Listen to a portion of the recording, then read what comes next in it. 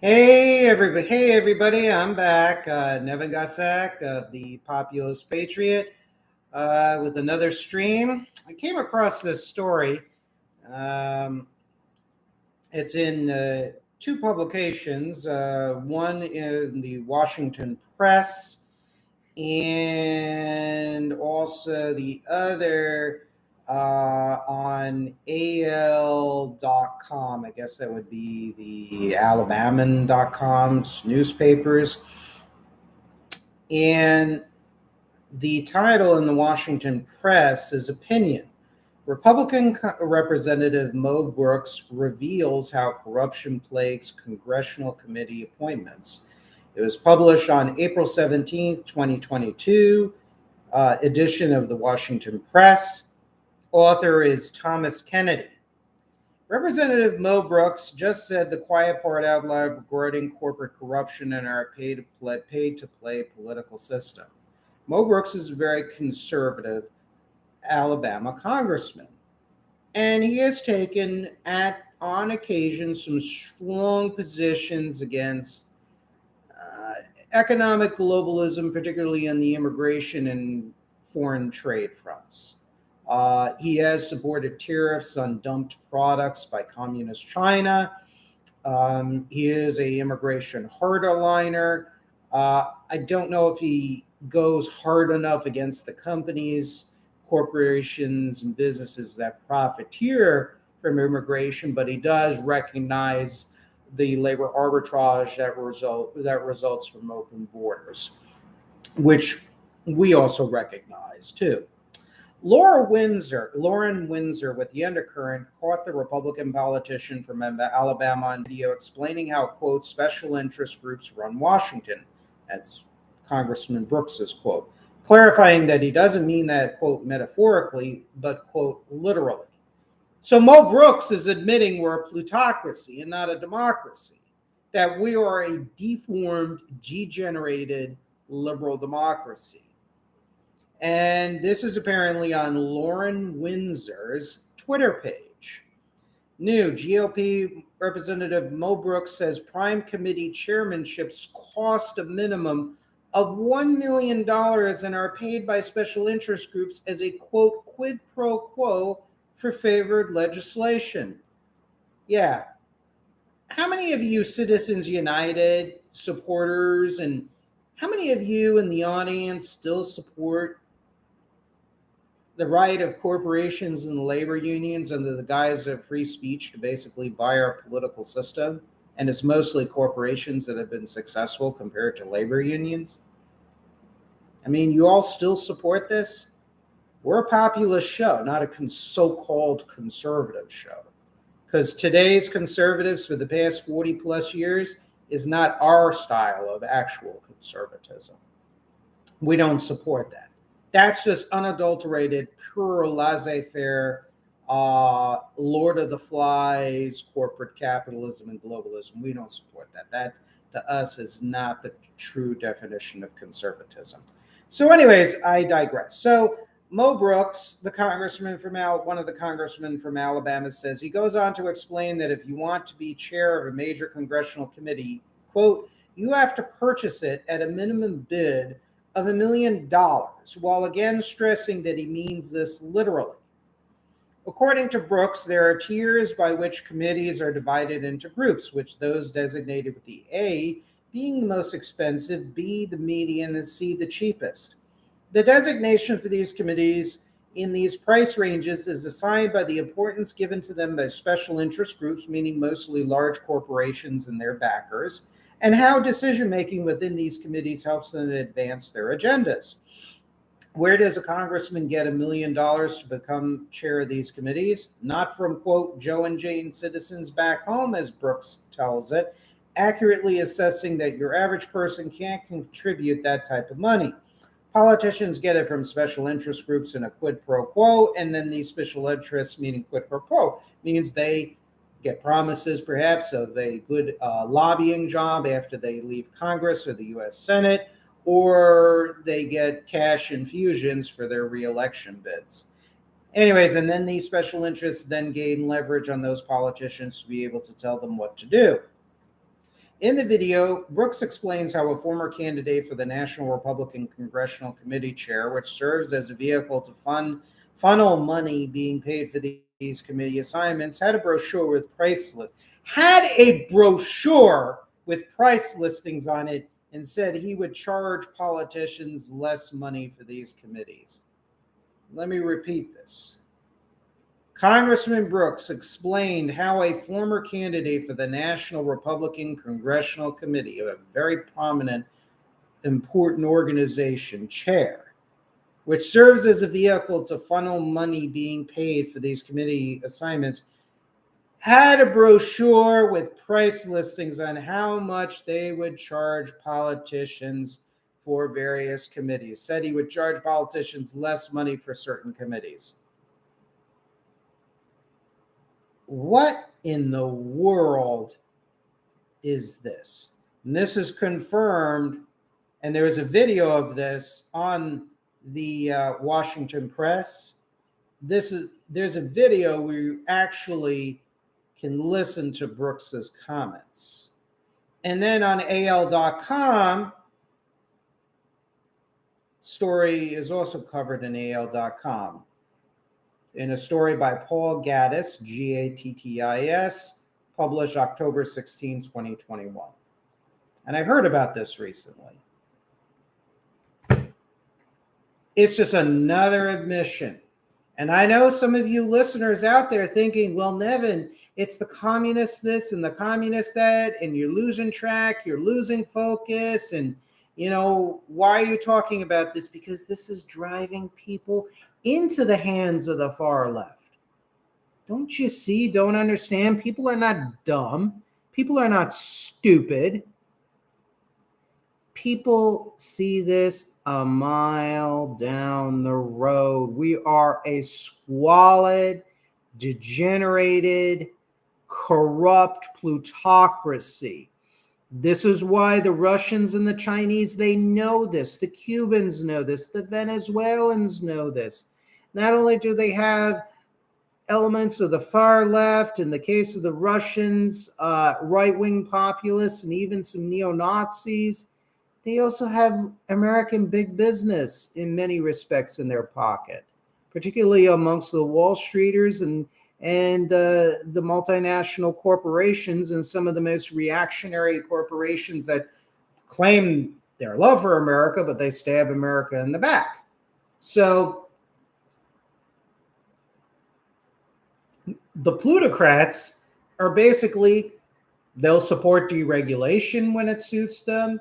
It supports union busting, open borders, increasing the caps on various work visas, such as the H-1B visas.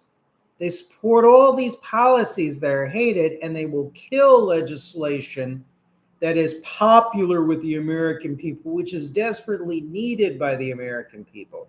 Now, some libertarians and conservatives will say this is terrible, but if we got rid of all regulations and all rules on the economy, everything would be hunky-dory because we won't need lobbyists. And I say no, you can't trust corporate America to do whatever it wants, and then all of a sudden everything's going to be hunky-dory by the community.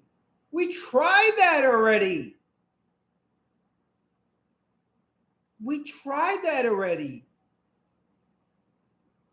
And it did not work for the public good of the country. Okay? The way to solve this, and this is where I declare my solidarity with folks like Bernie Sanders. Again, guys, I am a populist. I am not a Reagan conservative. Okay? I am a free-thinking, independent-minded populist, and I am a civic nationalist. My politics are aligned with Teddy Roosevelt, not Ronald Reagan, not Mark Levin, not Glenn Beck, not Mitch McConnell. Maybe a little bit Ronald Reagan compared to the others that I mentioned, but he's On economics, he was a disaster. Made things worse, actually, for average Americans, but we won't go into that right now. That's a whole different discussion. But the bottom line is yeah, I declare my solidarity with people like Bernie Sanders on the left and former Congressman Walter Jones of North Carolina, very old school conservative, the kind of conservative I really support. I know somebody who actually has met him, and he supposedly was, because unfortunately he's deceased. He was a real nice guy, real old school conservative, and a real free thinker. I love Walter Jones of North Carolina. So yeah. So anyways, the way to do it is to literally, like that. Here's how we're going to do it. The program. It could cover many things, but number one,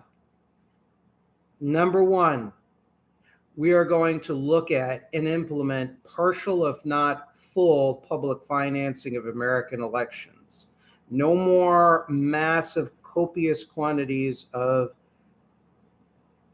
private sector oligarch donations in the American political system. And that goes for nonprofits donating, and that goes for even labor unions donating. It has to be across the board.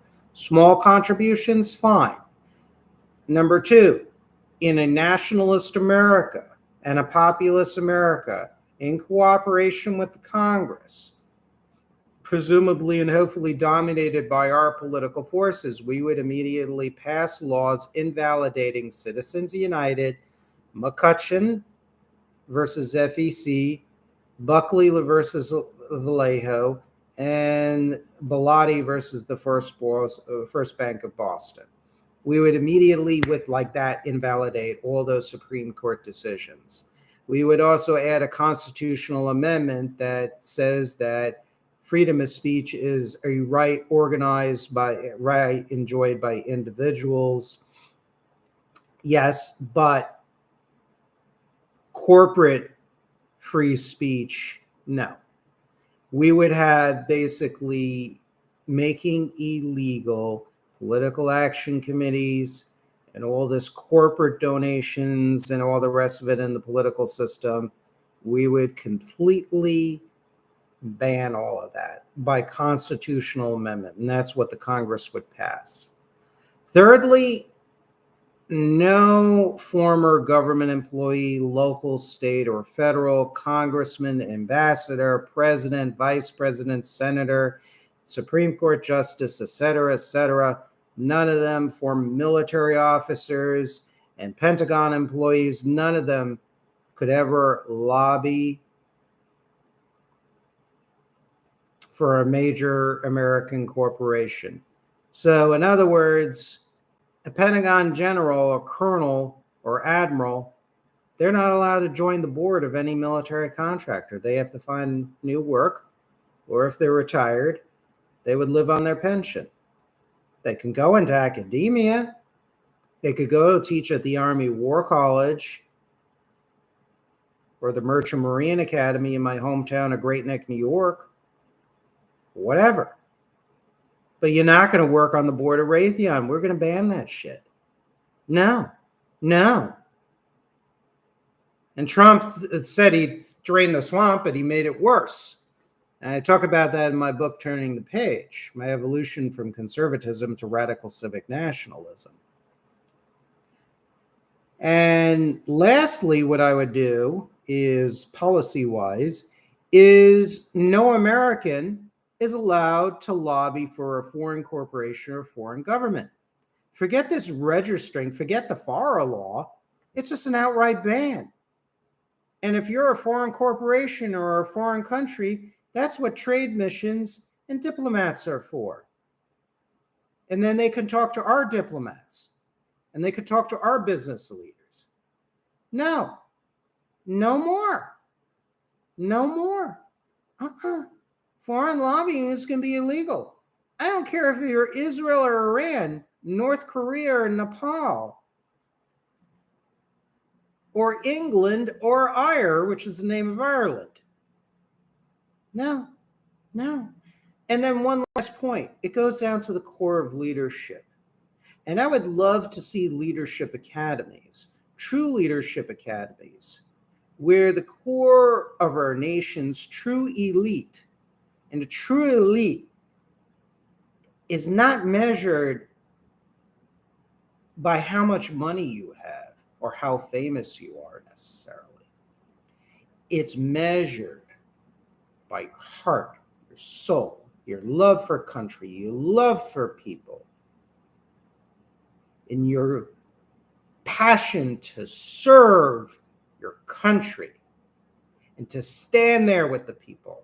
And if we're at war, to be on the front lines, to be in solidarity with the people, not to be hiding always in some bomb shelter, in some cozy comfy, but to be on the front lines, to be there to help people. That's what we need.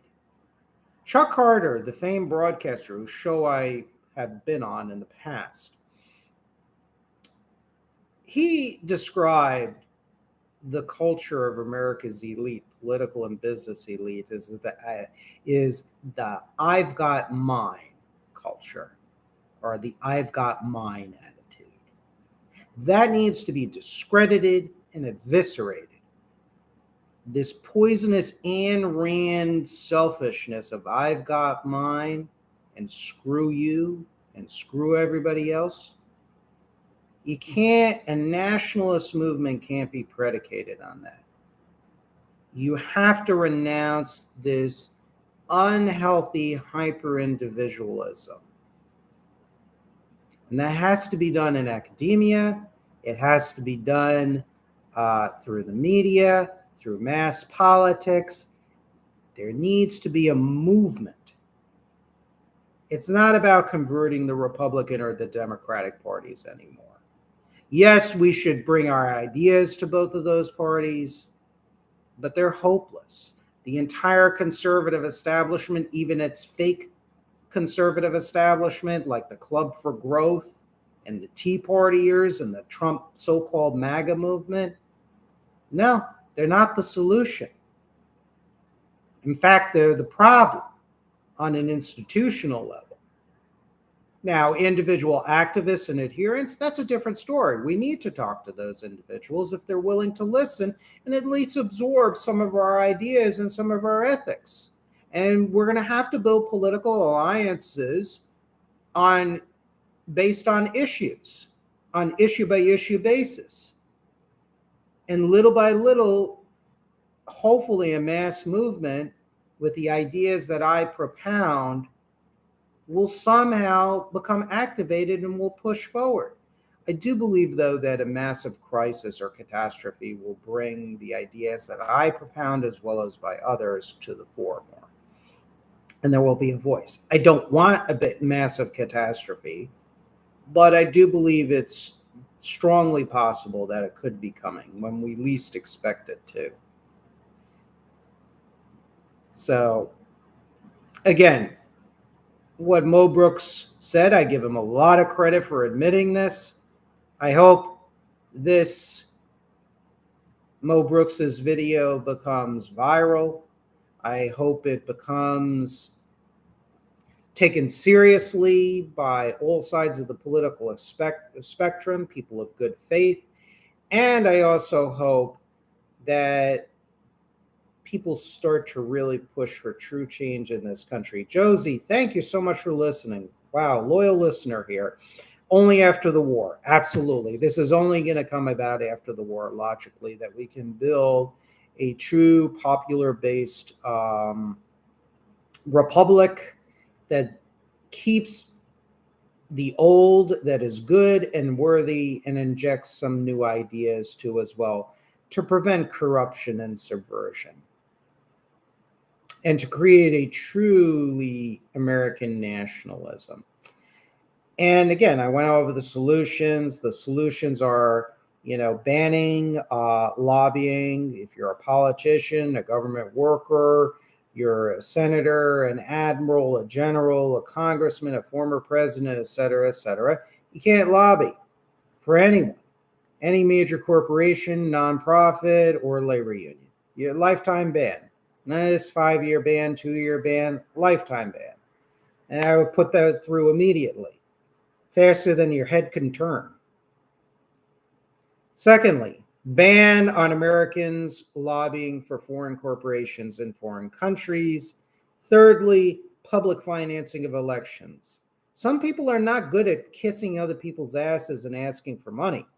I don't like asking for money. I don't ask. Somebody mentioned this on this show, actually, in one of their comments, that they are happy that I don't ask for money. I don't really like asking for money, nor does Herschel. It's kind of embarrassing and degrading. I mean, maybe I'll make money from this. I don't know, down the road, maybe from advertisements for companies and individuals that I agree with and who agree with me. But I mean, I couldn't take money from Amazon or the Koch brothers or anything, because my politics are at variance with theirs. My economic views are different, are totally different from theirs. So, I mean, it's, one of those things. So the bottom line is, it's very degrading asking for money. I mean, the best thing I do, I guess I'm good with talking with people on an individual level. I like public speaking more than I used to. When I was a kid, I hated public speaking. And I'm good at research, and I'm decent at writing. Those are my strengths, and I think the political system and the political process really needs to be open to average Americans. The teachers, the librarians, the police officer, the average soldier, small business people, actual small business people. We have enough lawyers in office. I'm sorry. There's enough lawyers, please, and I know some very good lawyers, down here in South Florida, some really first-class people, but there's a bunch of lawyers I know, some of whom in politics, that are just god-awful individuals that are just pieces of excrement. Let's just leave it at that. So we need to open up the political process. And that's why I support public finance of elections, because people who don't have money, who are not going to kiss the asses of large private sector oligarchs or labor organizations or nonprofits of the right and the left,